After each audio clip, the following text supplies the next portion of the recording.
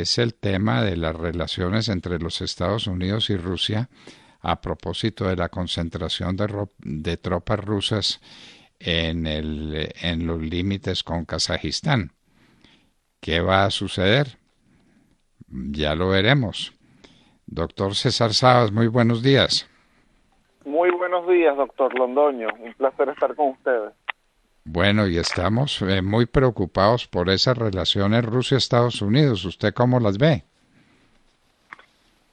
Bueno, como yo he dicho en anteriores entrevistas, yo creo que vuelve a haber una tendencia a la desescalada, porque es que Estados Unidos está en una situación un tanto difícil, porque Estados Unidos está comprometido gracias a los sucesos de 2014, que fue lo que sucedió en el 2014, el Euromaidán, cuando hubo una reacción por una parte importante de la población de Ucrania en contra del gobierno que estaba en ese momento, que quería acercarse más a Rusia y alejarse de la Unión Europea.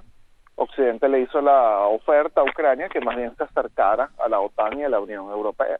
Y entonces, claro, ese gobierno cayó. Desde ese momento, pues las relaciones entre Rusia y Ucrania han estado catastróficas. Y desde ese momento, pues Estados Unidos tiene una especie de compromiso político. El problema, y porque digo que es una situación difícil en Estados Unidos, porque Rusia está dispuesta a aumentar la apuesta por Ucrania a niveles que Estados Unidos no está dispuesto. Y es ahí el detalle. Por eso es que Rusia moviliza sus tropas hacia la frontera con Ucrania y Estados Unidos no quiere hacer lo mismo. No porque es que le tenga miedo a Putin, sino que realmente no es el interés nacional de Estados Unidos envolverse en un conflicto a gran escala en Ucrania. Entonces, ¿cuál es el detalle? Que Putin lo sabe y por eso está prácticamente chantajeando a Estados Unidos. Moviliza sus tropas y le dice, para que haya desescalada, ustedes tienen que hacer una promesa por escrito de que Ucrania nunca va a ser miembro de la OTAN.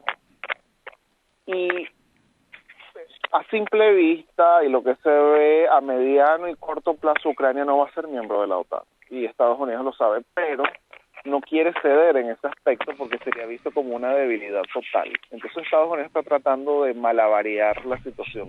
Por lo menos ya obtuvo de parte de los rusos la promesa de que los rusos no están interesados en invadir Ucrania, que eso en realidad se sabía. Los rusos no van a invadir a Ucrania porque ellos tienen otro proyecto con Ucrania, que es más a largo plazo. Ellos la quieren anexar, pero no digamos que ahorita, pero no quieren invadirla para que no haya un trauma étnico que a largo plazo impida, digamos, que la unión de los dos pueblos. Bueno, ¿y qué está pasando en Kazajistán? Porque ese es otro tema bien delicado en esa misma zona, ¿no? Sí, que Kazajistán es un país muy grande, es un país rico en recursos naturales, sobre todo en petróleo y en gas, y tiene una dictadura. Desde que se independizó de la Unión Soviética ha estado bajo una dictadura de prácticamente partido único. Digo prácticamente porque no hay oposición organizada y en todas las elecciones que se hacen el candidato del gobierno gana las elecciones con prácticamente el 100% de los votos. Y nadie se esperaba que hubiesen habido manifestaciones. El gobierno decidió aumentar los precios del gas licuado y hubo protestas. El gobierno las reprime y las protestas se convirtieron en violentas. Y hubo una reacción que nadie se esperaba en Kazajistán. O sea, un país que no tiene oposición organizada, un país donde todo el poder lo tenía el gobierno, de repente hay este tipo de protestas y deja a todo el mundo en shock. Realmente dejó a todo el mundo en shock. Y el gobierno actuó rápido y pidió que Rusia intervenga militarmente para restablecer el orden, cosa que hizo Rusia. Porque Rusia lo hace, porque Kazajstán es muy importante para ella. Es una de las fronteras más extensas que tienen los rusos, una frontera difícil de controlar porque no hay ningún tipo de frontera natural entre Rusia y Kazajstán. Cuando hablo de frontera natural hablo de un río, una cordillera montañosa, algo que naturalmente sea defendible, no, entre Rusia y Kazajstán eso es completamente plano, llano, no hay ni un río, ni una colina, nada, entonces es muy difícil defenderla, y de paso Kazajstán estratégicamente para los rusos es conveniente porque es un país muy rico, entonces le intervienen, y de paso hay un 20% de rusos que habitan en Kazajstán que tienen una influencia notoria. Putin interviene porque él sabe que el gobierno de Kazajstán en realidad no estaba tambaleando. Ahora, ¿qué fue lo que sucedió en Kazajstán? Pareciera que el que fue jefe de la Seguridad Nacional de Kazajstán, desde hace tiempo estaba entrenando a gente para prepararse una especie de golpe de Estado. Y la intervención de Putin, la rápida intervención de Putin, pues sofocó ese posible intento. ¿Por qué Estados Unidos y la Unión Europea no hicieron nada en Kazajstán? La Unión Europea, porque depende del gas que viene de Rusia, de Kazajstán, de Azerbaiyán. La Unión Europea no es energéticamente independiente. Y el único país de la Unión Europea que es energéticamente independiente, que es Francia, porque tiene la energía nuclear, simple y llanamente no tiene intereses en Kazajstán. Así que prefieren guardar silencio. Estados Unidos mucho menos interés tiene en Kazajstán, además de que Asia Central es una zona muy difícil de llegar, porque está completamente aislada de todo el mundo. Y las únicas salidas hacia el exterior que tiene Asia Central es a través de Rusia principalmente, o si no, a través de China. Y hay otro detalle con Kazajstán, que Kazajstán es un país musulmán, y esto es importante señalarlo. ¿Por qué? Porque en Occidente tenemos la noción de que cuando hay una dictadura y sale gente a protestar, automáticamente esa gente tiene que ser demócrata, y si cae el dictador, pues viene la democracia. Eso puede ser verdad en el caso occidental, pero en el mundo musulmán eso no es tan así. Y eso ya lo vimos, por ejemplo, con la primavera árabe. No necesariamente en el mundo árabe quien protesta contra un dictador va a ser demócrata, y tal vez puede ser hasta más tirano todavía, como estuvo a punto de pasar en Siria, que en las zonas donde Bashar al-Assad perdió el control, terminó montándose el Estado Islámico, que hacía ver a Bashar al-Assad prácticamente como el adalid de la democracia, y terminó obligando a Occidente a que le quitara el apoyo a cualquier rebelde sirio. Entonces en Kazajstán no tenemos mucha información realmente de quiénes estaban protestando contra el gobierno, y tenemos miedo de involucrarnos los occidentales en un conflicto interno en un país musulmán sin tener verdadera información de cuál es el objetivo de las protestas. Y es por eso que al final el gobierno se pudo mantener. Este es un gobierno muy fuerte, el de Kazajstán, pero que le conviene a Vladimir Putin porque ellos son los descendientes del Partido Comunista de la Unión Soviética en Kazajstán, y eso tiene un detalle, que ellos son completamente laicos porque eran ateos anteriormente. Hoy en día, como ya no existe la Unión Soviética, pues se hacen llamar musulmanes, pero ellos no creen en la yihad ni en nada de eso. Entonces controlan el yihadismo. Y por eso Putin los apoya, porque los rusos también tienen problemas internos con el fanatismo islámico. Hay que recordar lo que ha pasado con Chechenia. Entonces a Putin le interesa tener este tipo de dictadores que por lo menos mantienen a raya a los yihadistas. Bueno, pues una situación muy delicada donde Europa y los Estados Unidos juegan un papel muy pasivo. Europa por los intereses que tiene en el petróleo y en el gas de Kazajistán, y los Estados Unidos porque no quiere tener un conflicto tan lejos y tan ajeno a sus intereses inmediatos, ¿o nos equivocamos en ese diagnóstico? No, totalmente. Y hay un detalle que la gente no ve. Esto va más allá de Biden. Esto es geopolítica pura. Geopolítica es los conflictos de poder en el espacio territorial. Y hay gente que dice, Estados Unidos debería ser más fuerte, por ejemplo, y enviar las tropas a Ucrania. Y si hay un conflicto, pues bueno, sacar a los rusos de Ucrania. Pero hay un detalle. En el mundo hay puntos sensibles en todas partes. Si Estados Unidos, un Estados Unidos que acaba de salir de Afganistán, hay que recordarlo, un Estados Unidos que no quiere conflicto, pero si Estados Unidos se distrae en Ucrania y se va a un conflicto con los rusos, que va a ser un conflicto muy fuerte y muy costoso, en ese momento China va a invadir a Taiwán. porque teniendo un Estados Unidos desconcentrado y distraídos con Ucrania, sería el momento perfecto para los chinos de invadir a Taiwán, y nadie la podrá defender. Y estratégicamente para Occidente es más importante defender a Taiwán que a Ucrania. Entonces los conflictos geopolíticos son muy, muy complicados y muchas veces trascienden de la valentía o la debilidad de un presidente de turno. Porque cuando Estados Unidos toma una decisión, no es solamente Biden, que es un presidente débil, es cierto, pero es también las decisiones del Pentágono, las recomendaciones, saber hasta qué punto están dispuestos o no a irse a un conflicto, disculpe, un momento, hasta qué punto irse a un conflicto o si le conviene o no en un momento determinado. Entonces es muy, muy complicado. Lamentablemente para Ucrania, Occidente no tiene intereses sólidos de irse a un verdadero conflicto con los rusos por Ucrania. Pero dice usted que no tiene duda ninguna de que más adelante Rusia quiere anexarse a Ucrania. Eso es correcto. Para el proyecto de los rusos, y esto también va más allá de Putin, en un futuro es la reunificación de lo que en un momento fue el imperio de los zares, que era Rusia, Bielorrusia y Ucrania principalmente. Y esto está muy arraigado dentro del imaginario colectivo ruso. O sea, para entender por qué Ucrania es tan importante para los rusos hay que remontarse a la historia. Los rusos son eslavos, así como lo son los bielorrusos, los ucranianos, y ellos nunca tuvieron un estado, eran, digamos, un pueblo bastante primitivo y nómada.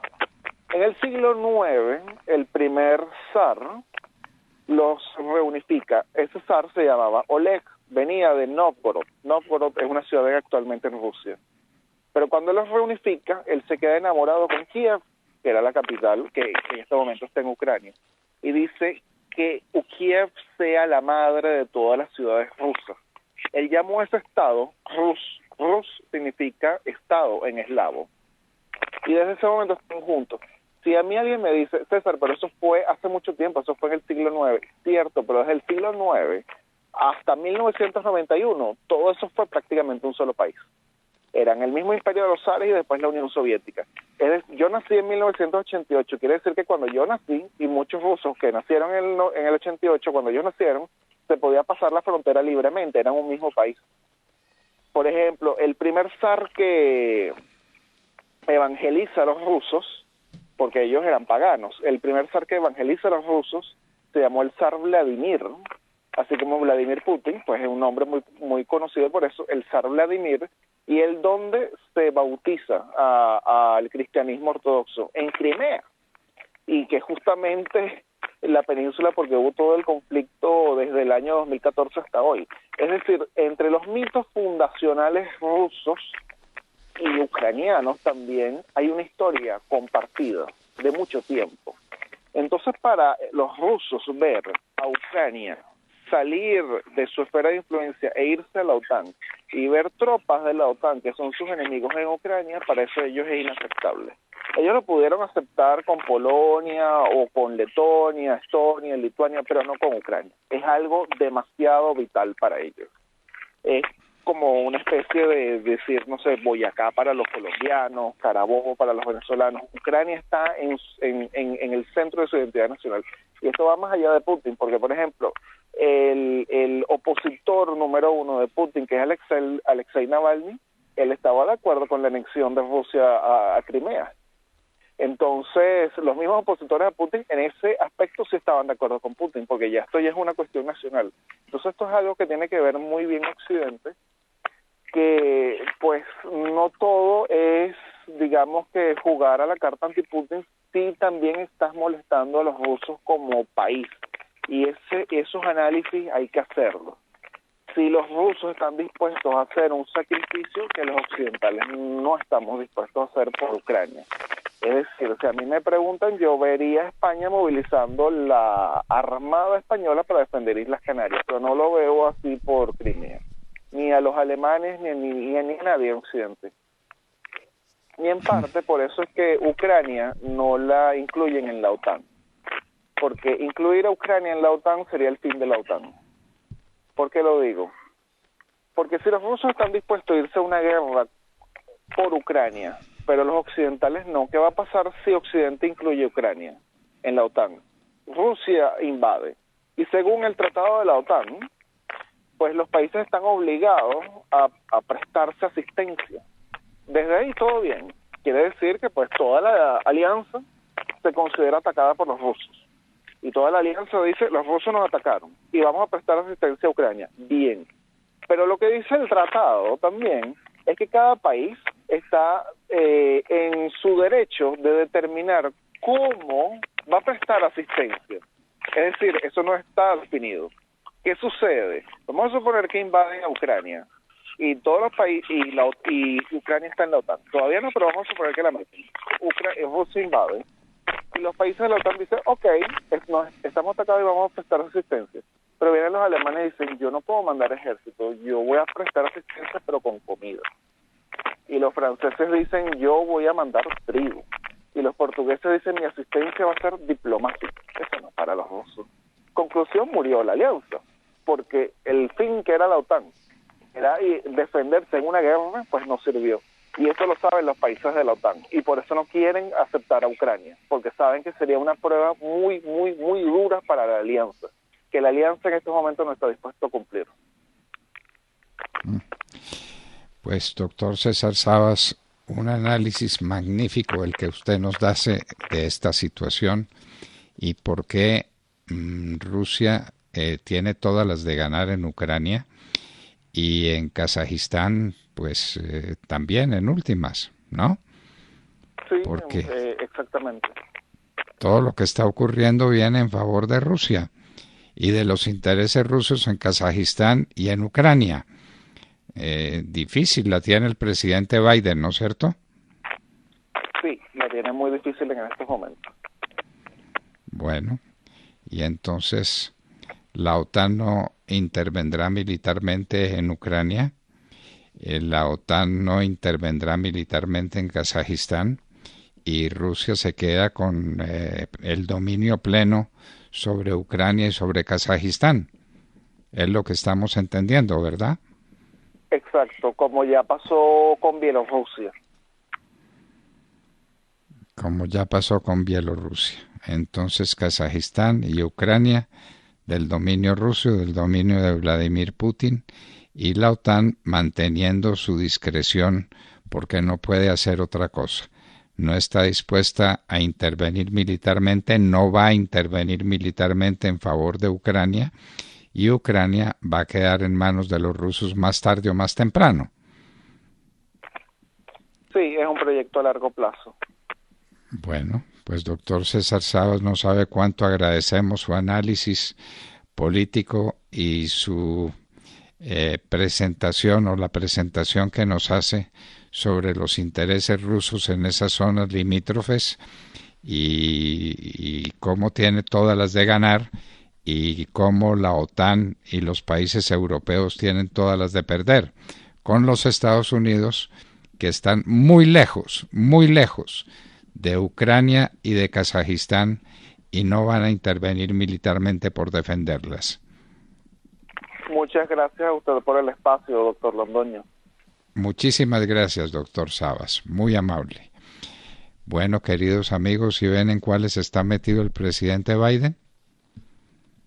Sí, señor. Sí, señor. Con Ucrania y con Kazajistán. Claro. Bueno. Pero hará algo Biden, tendrá alguna postura firme, fuerte para responder o seguirá amansando de a poquitos, con calma, con esa pasividad que tiene, porque me parece que es un tipo absolutamente calmado, ¿no? Pasivo, incierto, diría yo. Bueno, pero si puede mostrar alguna fortaleza en las conversaciones. De las conversaciones a los hechos hay un tramo muy grande, ¿no? Del dicho al hecho hay mucho trecho, decimos por acá. Sí, señor. Bueno, César Sabas, analista político y experto en Rusia, nos estaba hablando sobre los diálogos de Estados Unidos con Rusia, sobre la situación en Kazajistán y la situación en Ucrania. Son las 8:00